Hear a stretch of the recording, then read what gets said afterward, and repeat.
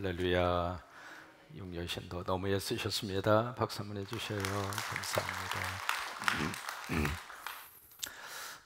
오늘 만나는 나라는 구스입니다. 구스라고 하는 나라를 만나게 되는데, 이제 구스라고 하는 나라가 어디에 있을까? 이 구스라고 하는 이 나라를 이 나라 사람을 어디서 가장 먼저 만나게 되느냐면, 모세의 아내가 바로 구스의 여자였어요. 모세가 이제 두 번째 취한 그 부인의 이름이 구스 사람이었는데, 그것 때문에 아론하고 미리암이 막 들고 일어났죠. 어떻게 이를 그럴 수 있겠느냐고. 그 사건 때문에 결국 미리암이 문둥병에 걸리게 되고, 그 모세의 부인으로 온 사람이 그 구스 여자였거든요. 근데 구스라고 하는 나라는 이제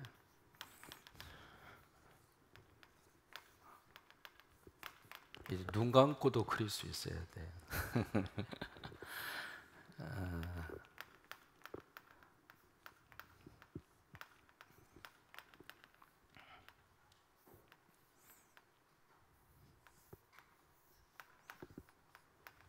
조금 더 복잡해졌죠. 지도는 갈수록 복잡해져야 그 나라에 대한 위치를 정확하게 다 알 수 있습니다. 여기가 이제 북쪽에 누구죠? 이스라엘입니다. 이쪽은요, 남쪽에 유다입니다. 바로 여기 사해를 중심으로 해서 사해 밑에 있는 나라가 무슨 나라였죠? 에돔이었고요. 사해 요단강 동쪽 이쪽에 있는 나라가 모압이었고, 그 위에가 암몬입니다. 그리고 이 위에가 바로 아람이었고, 아람 또는 시리아 또는 수리아 같은 나라입니다. 아람 그 옆에 있는 나라가 아수르, 그 다음에 바벨론, 그 다음에 베데, 그 다음 밑에가 바사. 이제 그런 식으로 나라가 이렇게 쭉 위치해져 있거든요.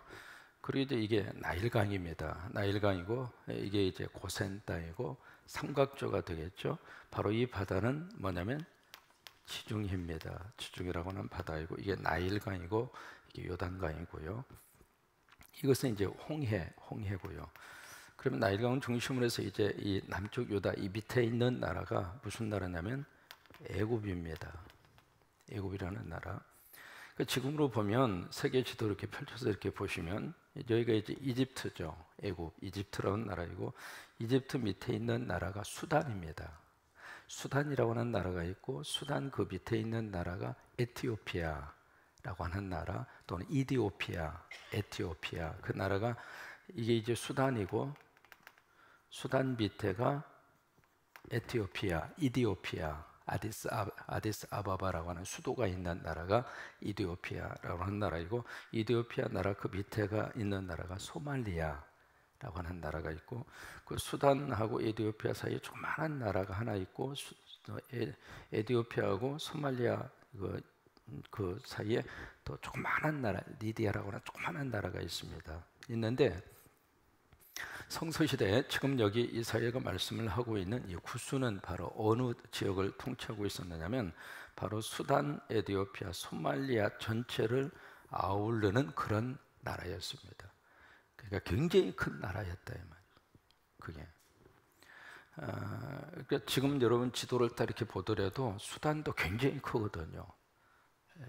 수단도 이제 크지만은, 그 다음에 에티오피아 나라도 이렇게 작은 나라가 아닙니다. 소말리아도 굉장히 위로부터 아래로 저렇게 뻗어 있는 나라이고, 그래서 아프리카를 딱 들여다 보시면 이 수단, 에티오피아, 소말리아 이 땅 자체가 굉장히 큰 땅인데, 이 땅을 통치하고 있었던 그 당시에 나라가 이제 구스라고 하는 그런 나라입니다. 이 구스, 아까 말씀드린 것처럼 지금으로 말하면 에티오피아 또는 이디오피아, 발음에 따라서 에티오피아, 이디오피아 같은 말입니다. 그 단어의 뜻은 검다라고 하는 뜻이에요. 검다. 그래서 여러분 아프리카에 가서 보시면 거기 있는 사람들 거의 대부분 피부 색깔이 어때요? 다 검어요. 다 검어. 그래서 이름 자체가 검다라고 하는 그런 뜻을 가지고 있는 나라가 구스라고 하는 이 나라입니다. 그러면 왜 지금 이사야 18장에 구스라고 하는 이 나라가 등장을 하고 있을까? 계속해서 지금 이 이사야서가 주목하고 있는 나라는 아수르입니다. 이 아수르가 세력을 펼치면서 자꾸 밑으로 막 치고 들어오거든요. 치고 들어오는 그런 국제 정서 속에서 북쪽 이스라엘이 어떻게 행동을 취했는가, 그리고 남쪽 유다는 어떤 행동을 취했는가, 즉 그런 속에서 하나님은 당신의 나라의 백성들을 어떻게 이 역사 속에서 끌고 가시는가, 그리고 그런 흐름 속에서 하나님이 주시는 말씀에 대한 이스라엘 백성들의 반응은 어떻게 나왔고, 결과적으로 그 역사를 어느 방향으로 하나님께서 인도해 주셨는가라고 하는 것을 이사야서 전체를 통해서 우리에게 말씀을 하고 있습니다. 이 아수르가 자꾸 이제 밑으로 내려오니까 처음에 말씀드린 것처럼 이 아람하고 이스라엘하고 이제 결탁을 하잖아요. 서로 동맹 관계를 맺잖아요. 동맹을 맺어서 아수르를 치는 거예요. 치는 과정에서 유다, 너희도 우리하고 합류를 해라. 우리하고 같이 동맹을 해서 아수르를 치자. 이제 그런 내용들이 쭉 살펴보았던 전반적인 내용인데, 이 아수르 어디까지 왔느냐면 애굽까지 왔고, 그 애굽을 치고 여기에 수단까지, 이 구스까지 온 거예요. 그러니까 이 구스 사람들도 야, 이러다가 우리까지 먹히겠구나 이런 생각을 해서 이 구스 사람이 이 유다에게 손을 펼치는 거예요. 유다를 향해서 야, 우리가 함께 동맹을 맺자. 그렇게 해서 이 아수르의 이 제국의 이 남아 정책을 우리가 한번 같이 힘을 합쳐서 한번 막아보자. 그런 식으로 여기 구스의 사신이 유다에게 사람을 보내서 그걸 청을 한 거예요. 그 청을 한 것에 대한 반응이 오늘 18장의 말씀이에요. 뭐냐면 유다서는 뭐라고 이야기하느냐면, 이제 구스 사절단이 와서 그런 것을 설명을 하고 동맹 관계를 맺자 그렇게 이야기하니까, 유다에서는 뭐라고 제안을 하냐면 우리 당신하고 손 안 잡겠다. 무슨 얘기냐면, 지금 유다는 이사야라고 하는 하나님의 종을 통해서 이제는 믿음이 점점 커져간 거예요. 우리는 세상 의지하지 않겠다. 하나님 의지하겠다. 어떤 정치적인 관계 속에서 이것을 풀어가는 것은 한계가 있을 수밖에 없다. 이것을 정말 풀어줄 수 있는 분은 하나님이다. 그러니 우리는 하나님 붙잡고 하나님 의지하고 하나님이 하시는 일을 우리가 바라보겠다. 그 정도로 유다의 아하스 왕을 중심으로 한 그 백성들의 믿음이 자라난 거예요. 신앙이 자라면 자랄수록 세상보다도 하나님 나라가 더 크게 내 안에 자리 잡습니다. 이게 믿음이 자꾸 떨어질수록 세상적인 것만 가슴속에 가득하게 차는, 무엇을 입을까, 무엇을 마실까, 무엇을 먹을까, 그게 세상의 3대 요소 아닙니까? 의식주, 3가지 아닙니까? 그게 세상적인 가치의 가장 중요한 틀인데, 믿음이 없으면 그거밖에는 생각을 안 하는 거예요. 아침에 딱 일어나서 뭘 먹을까? 뭘 먹어? 주는 대로 먹지. 늘 머릿속에 그거밖에 생각이 없는 거예요. 딱 하면서 오늘은 뭘 마실까?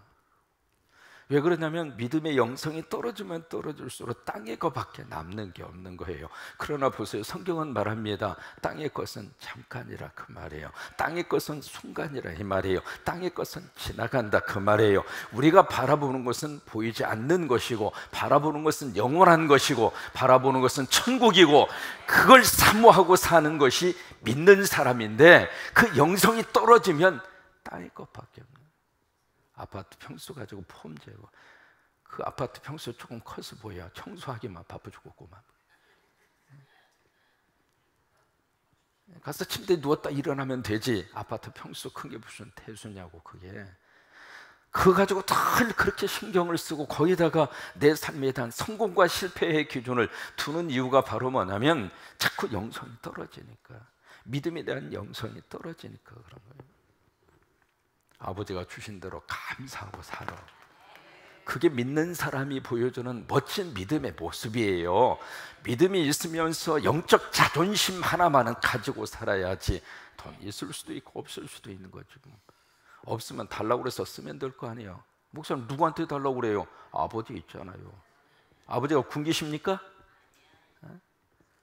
그 아버지 뒤에 딱 있는데도 불구하고 날마다 그냥 징징징짜면 아버지가 생각할 때 뭐라고 그랬어요? 네가 나를 뭘로 하냐? 헛바지로 하냐? 그럴 것 같아요. 네, 그러니까 이 유다가 이런 국제 정서 속에서 계속 이제 그러면서 이제 어떤 그 믿음에 대한 수준이 이렇게 높아가는 거예요. 그래서 오늘 18장에서 무슨 얘기 하느냐면 4절단에 딱 오니까 유다가 여기 이제 그 반응이 바로 그겁니다. 3절에 보시면 뭐라고 이야기하느냐면 세상의 모든 거민, 세상에 사는 너희여 산들 위에 기치를, 이 기치라는 것은 배너입니다. 배너라고 하는 것은 깃발이에요. 그 깃발이 세우거든 너희를 보고 나팔을 불거든 너희를 들을지어다. 이게 무슨 얘기냐면 하나님이 하시는 일을 너희가 보게 될 것이래. 기가 막힌 믿음의 고백 아닙니까? 지금 이렇게 복잡한 국제 정서 속에서 우리는 믿는 것이 있다. 하나님이 하신다 이 말이에요. 하나님이 역사하신다. 하나님이 도와주시고 하나님이 풀어주시고 하나님이 함께 하셔서 이 문제를 하나님이 해결할 것이다. 너희들 봐라 그 말이에요.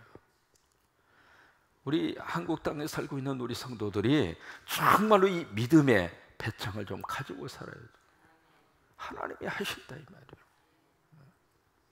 하나님이 어떻게 하시는가?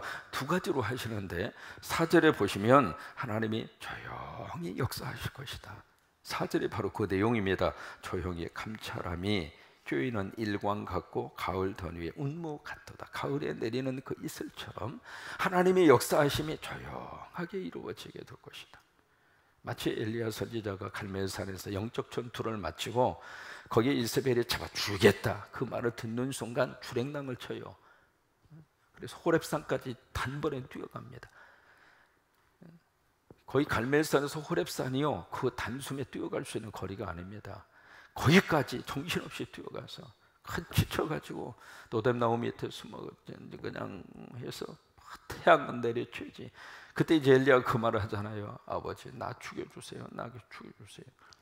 스스로가 죽으면 자살이지만 하나님이 죽이면 순교거든요. 같은 죽음도 누가 죽이느냐에 따라서 달라지는 거예요. 하나님 나 죽여주세요. 나 순교자 만들어주세요. 그 말이거든.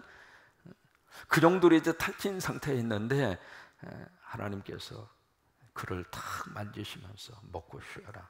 여러분 탈진 상태에 있을 때는요 잘 잡수시고 쉬는 것밖에 없어요. 그게 하나님의 방법이야. 좀 힘들잖아요. 좀 안 돼. 좀 뭔가 삶에 대한 의욕이 이렇게 떨어지고 그러면은 그때 빚을 내서라도 맛있는 거 먹어요. 혼자 먹으면 맛이 없으니까 010-7270-1338로 전화를 하시든지 잘 드셔야 돼요. 드시고 그리고 푹 쉬는 것밖에 없어요. 왜? 그게 하나님의 이 번아웃 탈진을 하나님께서 치료하시는 하나님의 방법이. 엘리야가 그랬잖아요. 그러고 나서 이제 그를 딱 이끌고 바위투모로 딱 하는데 갑자기 큰 우리와 같은 소리, 그때 그 몇 가지 소리가 지난 다음에 하나님의 음성이 들립니다. 그 하나님의 음성이 세미한 음성으로 돼요. 이 세미한 음성, 영어로 gentle whisper라고 하는 말을 씁니다. whisper.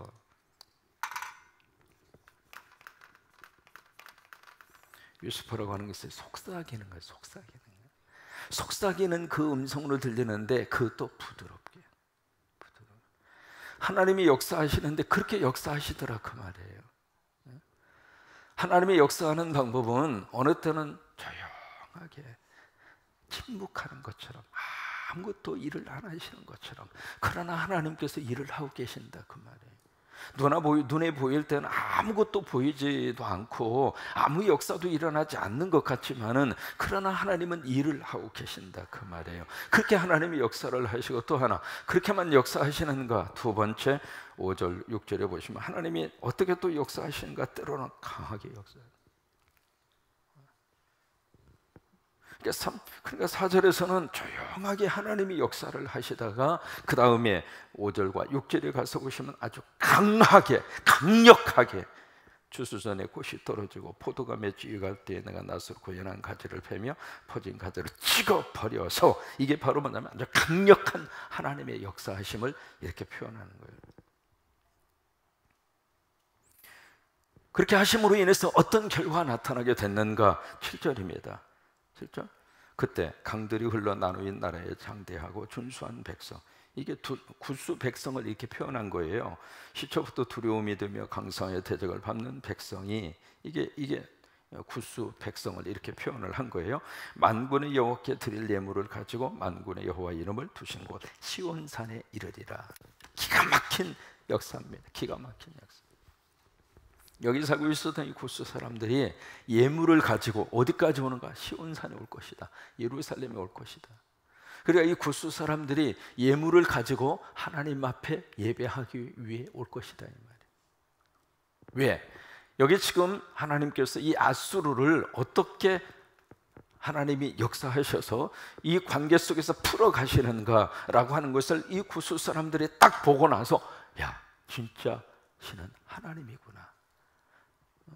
저 여호와, 저분이 진짜 참 여호와시구나. 그 고백을 가지고, 예물을 가지고 여기에 있는 구스 사람들이 여기까지 와서 하나님 앞에 예배를 드리고 하나님 앞에 예물을 드리고 그렇게 될 것이다. 그거예요. 여러분, 그 일이 실제적으로 일어났어요? 안 일어났어요? 사도행전 8장입니다. 사도행전 8장. 그 전에 바로 이 구스의 여왕 스바 여왕 기억하세요? 구스의 스바 여왕. 그 스바 여왕이 솔로몬에게 찾아옵니다. 솔로몬에게 찾아와서 그냥 세상에 내상에 그러다가 깜짝 놀라고 스바 여왕이 고국으로 돌아가잖아요. 그러니까 그게 처음으로 이 구스의 스바 여왕하고 솔로몬과의 만남의 역사가 나타나게 되는데, 이 신약으로 보면 사도행전 8장에 보면 에디오피아 대시 간다게라고 하는 국왕의 국고를, 지금으로 말하면 재무부 장관이죠. 그 책임을 맡고 있는 이 내시가 예루살렘으로 예배드리고 온 거예요. 예배드리고 와서 그 다음에 마차를 타고 가는데 하나님이 빌립을 그에게 보내요. 보내서 보니까 마차에서 책을 읽고 있는 거예요. 여러분, 마차 지금 무슨 도로 포장이 되어져 있겠어요? 그 속에서 어떻게 책을 읽습니까? 그만큼 열정이 있었단 말이에요. 그냥 말씀이 궁금한 거예요. 말씀을 많이 보고 싶은 거예요. 그러니까 이 성경책을 놓지를 않고 그 덜컹거리는 거기서 어떻게 책을 읽을 수가 있겠어요? 그래도 막 사모하는 마음으로 읽고 가는데 빌립이 딱 와서 당신이 이게 무슨 뜻이 아느냐고. 근데 마침 이사야 선지자의 말씀을 읽고 있는 거예요. 그러니까 내시가 뭐라고 그래요? 읽기는 읽지만 알려주는 사람이 없는데 어떻게 알 수 있겠습니까? 여러분, 새벽에 이사야 여행 같이 한번 해보세요. 이 새벽에 이 여행을 통해서 이런 공부 어디서 해보겠어요? 그래요, 안 그래요? 그러니까 한번 들으셔야 돼요. 한 번. 그러니까 저하고 같이 만나는 동안 뭐 그런 욕심을 한번 가져봐요. 지금 제가 9월 1일이면 이제 2년 되는데 2년째까지 지금 성경책 12권째 지금 성경 12권 이미 끝난 것도 있고 지금 강의를 하고 있는 것도 있고 지금 현재까지 해서 12권을 지금 다루었고 지금 다루고 있더라고요. 그러니까 제가 목회하는 동안에 한번 66권을 한번 다 다뤄보려고 생각을 하는데 뭐 그 하나님 소관이고, 다만 저와 여러분이 이렇게 같이 만나서 한번 신앙생활하면서 말씀에 대한 강의를 처음부터 끝까지 한번 주의 종을 통해서 내가 한번 받아 먹으리라. 그 선한 욕심은 좀 가질 필요가 있다 이 말이에요. 아멘. 그 정도로 하나님께서 건강을 지켜주시기를 바라고, 그 정도로 내 마음과 신앙을 지켜주시기를 바라고, 그 정도로 내 환경을 만들어 주셔야 그게 가능한 거예요. 그러니까 하나님, 나 그렇게 좀 하고 싶으니까 나 좀 그렇게 도와달라고, 그렇게 붙들어 달라고, 그런 선한 욕심을 여러분들이 꼭 가지셨으면 좋겠어요. 그래서 이제 막 그 말씀에 집중해서 가다가 모르니까 빌립이 설명을 해줘요. 설명을 듣고 나서 이 에디오피아 간다게 여왕이 그 재무부 장관이 가슴에 감동이 있어서 마차에서 내려서 세례받잖아요. 여러분, 에디오피아에 가시면은 그 내시가 와서 세운 교회가 있습니다. 제가 이제 거기 가서 한번 가보고 싶었는데 하도 아디스아바바에서 거기까지 너무 멀어가지고 약 제 기억으로 한 430km 정도 떨어졌다고 들었어요. 너무 멀어가지고 가보지는 못했는데 아무튼 그런 나라입니다. 그런 나라. 그래서 결국 여기에 살고 있는 아프리카의 구스 사람들이 결국 하나님 앞에 나오게 될 것이다. 이게 하나님이 꾸고 있는 꿈이라 그 말이에요. 하나님 앞에 모든 이방 나라들이 아버지 앞에 나오는 그 꿈, 비전, 누가 가지고 있는가? 하나님이 가지고 있는 비전이라 그 말이에요. 그 비전이 바로 빌립보서 2장에 나와져 있는 말씀이거든요. 너희 안에 그리스도와 예수의 마음을 품어라. 그는 근본 하나님의 본체시라. 그 동등됨을 취할 것으로 여기지 아니하시고 종의 형체를 가지고 사람이 되어 이 땅에 오셨으니, 그러면서 이제 그 말씀을 쭉 하시면서 그 다음에 빌립보서 2장 그 7절 8절 그 이후에 보시면은 하나님이 하늘에 있는 자라 땅에 있는 자라 땅 안에 있는 자들이나 모든 사람이 바로 그 앞에, 그 이름 앞에 무릎을 꿇게 하시고, 그게 바로 예배란 말이에요. 예배란 말이에요. 그러니까 모든 족속이 하나님 앞에 와서 예배를 드리고 그 입으로 예수를 주라 시인하여 하나님께 영광을 돌리게 하려 함이니라. 그러니까 입술을 열 때마다 주여 주여 주여 한번 해보실까요? 주여, 다시 한번 주여, 다시 한번 주여. 이게 영광이란 말이에요. 하나님이 영광을 받으신다고 하는 거예요. 그러니까 이것이 하나님이 가지고 있는 하나님의 꿈이라 그 말이에요. 그 꿈을 위해서 하나님이 교회와 성도들을 통해서 선교하고 전도하고 십자가를 서보라고 하는 거예요. 가장 행복한 게 무엇일까? 하나님의 꿈이 내 꿈이 될 때가 가장 행복한 거예요. 우리는 반대로 내 꿈이 하나님의 꿈이 되기를 바라는 거예요. 근데 내가 그 꿈이 정말 하나님이 원하시는 꿈이면 얼마나 좋겠어요. 근데 우리들의 꿈은 어떻게 하면 잘 먹고, 어떻게 하면 큰 집 짓고, 어떻게 하면 땅 좀 사서 이것이 갑자기 10배로 뛰어가지고 그냥 억걱 소리 나도록 좀 벌어볼까, 그런 생각과 그런 꿈만 가지면서 그 꿈이 하나님의 꿈이 되기를 바래. 거꾸로 하나님의 꿈이 내 꿈이 되어야 행복한 거예요. 그러니까 그런 하나님의 비전을 가슴에 품고 그렇게 우리가 기도하고 하나님의 은혜와 하나님의 복을 받아서 그렇게 멋지게 쓰임받는 하나님의 귀한 종들이 될 수 있게 되기를 바랍니다. 이 구스 에티오피아는 한국하고 밀접한 관계가 있습니다. 아시잖아요. 6.25 사변 때 16개 유엔군 참전국 가운데 에티오피아, 바로 저기에서도 저 나라 군인들이 한국에 몇 명이 왔는가? 6,037명이 왔습니다. 굉장히 많이 보내주었어요. 그래서 6,037명이 와가지고 500명이 부상을 당하고 150여 명이 우리나라에서 죽습니다.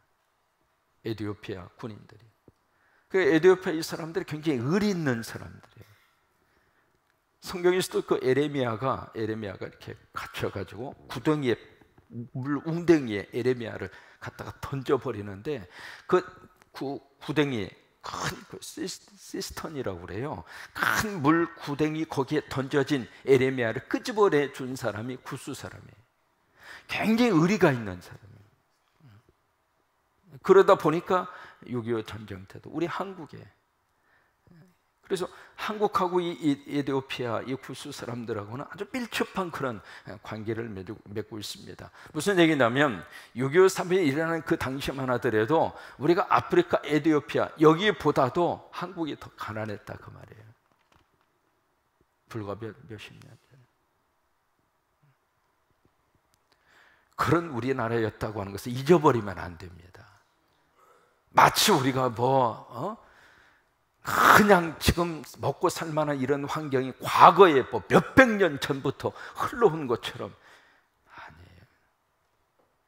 그렇잖아요.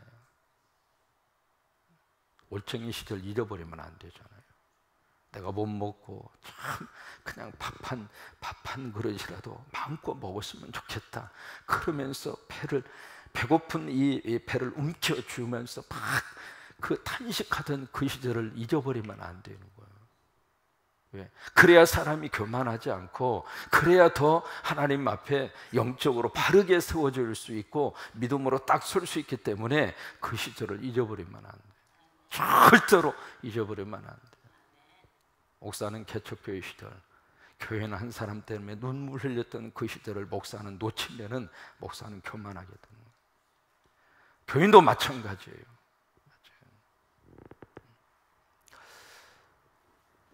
결국 정리합니다. 오늘 이사야 18장의 말씀, 왜 이 말씀을 주었을까? 이 구스가 아수르의 위협을 느끼고 유다하고 손을 잡자. 그러니까 유다가 손을 잡은 것이 아니다. 당신들 손을 잡지 않겠다. 우리는 끝까지 하나님의 손을 잡겠다. 그리고 하나님이 하시는 일을 보아라.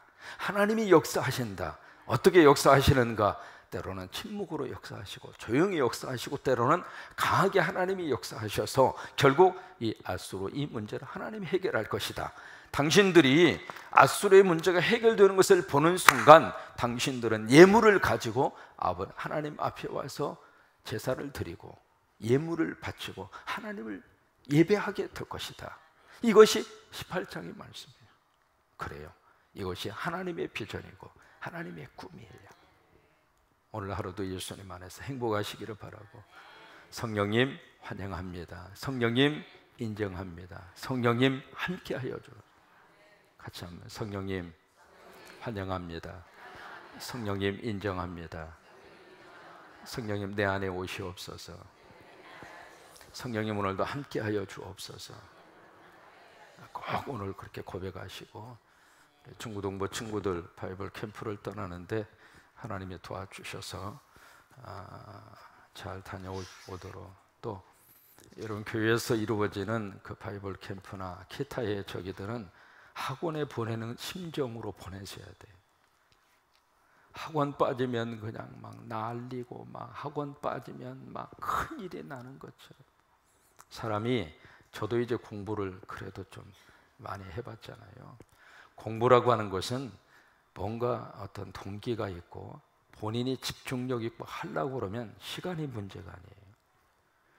우리는 그냥 아이들이 잡들이를 해. 그냥 책상에 앉아 있어야 공부하는 것처럼. 아니, 마음은 지금 이민 가 있는데 몸만 책상에 있다고 그래서 무슨 공부가 돼? 부모들이 다 속고 있는 거예요. 다 속고 있어. 나중에 성경 나오는 거 보면, 야 이놈아 너 그렇게 학원도 열심히 가고 책상에 오래 앉아 있었는데 성적이 왜 이거밖에 안 나오냐. 모르는 부모가 지금 자식한테 속고 있는 거지. 바이블 캠프 한다고 그래서 애가 공부 안 하고 떨어지고 그런 거 아니야. 믿음으로 딱 서시라고. 우리가 이 말씀을 쭉 읽으면서 공부하면서 그것을 우리 삶 속에다가 적용을 딱 하셔야 돼요. 우리 자식의 미래 누구 손에 있어요? 학원 선생님에게 있습니까? 성적에게 있습니까? 성적 떨어지면 난리 북새통을 떨면서 교회에 안 오는 것은 난리 북새통이 아니야. 이게 지금 제대로 된 거냐고. 그러면서 우리 자식이 하나님의 복을 받아서 잘 되기를 원해. 이게 완전히 그냥 교회 이게 지금 뭐가 잘못된 거죠. 바이블 캠프 보내. 며칠 갔다 왔다고 그래서 애가 성적 떨어지고 그러나요? 그렇잖아요. 그래서 교회에서 하는 것은 열심으로 보내셔서 아이들이 도전받고, 그리고 거기서 영적으로, 이게 성령의 은혜 한번 딱 해서 스파크가 한번 일어나면은요 참 묘해요. 아이들이 무서울 정도로 실력이 향상되는 거예요. 그러니까 성령의 충만한 은혜가 자식들의 미래를 결정짓는 너무 귀한 축복이 될 수 있어요. 그렇게 되셨으면 좋겠어요.